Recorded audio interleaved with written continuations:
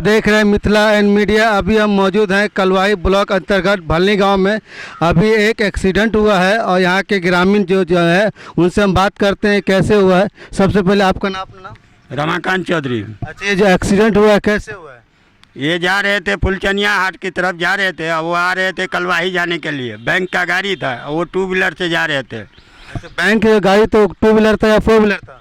4 wheeler था bank का गाड़ी, और जो लड़के को लगा वो 2 व्हीलर पर थे। तो लड़का को क्या कुछ ज़्यादा मार भी लगी है? ये पाँव टूट गया है, सर फट गया है उनको। अच्छा, वो जो गाड़ी जो एक्सीडेंट किया है वो रुका या चलते रह गया?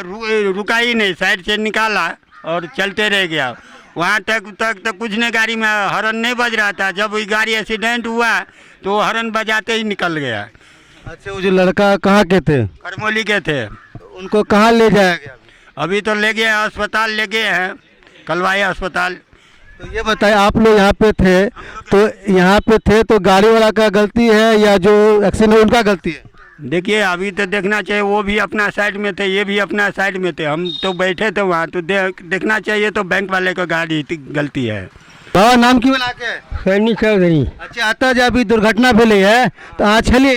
हाँ, हम दोनों आदमी एक जगह बैसल छलिए। अच्छा, तो थाल में एले गाड़ी तो हम उठ कर अथी दहिना भ गेलिए। ओकरा कहबो के से उठ कर तू उठा रही वो कारनी के, तो हम सब नहीं छुआ है उसका। तो जो एक्सीडेंट भेले ज़्यादा मार लगली ओकरे? एकदम साफे टूटा हुआ है, साफे टूटा हुआ है, सिर फटा हुआ है यही बगल से। एक्सीडेंट जो कल के वो कौन छलिए, कतऽ के छलिए? करमौली के छलिए। करमौली के छलिए? हाँ। आ वो जो एक्सीडेंट भेले वो गाड़ी केकर छलिए? बैंक वाला छलिए? बैंक के गाड़ी छलिए। कतऽ के बैंक? अब कलवाही बैंक हो या कहीं के हम कलवाही दिस गया है।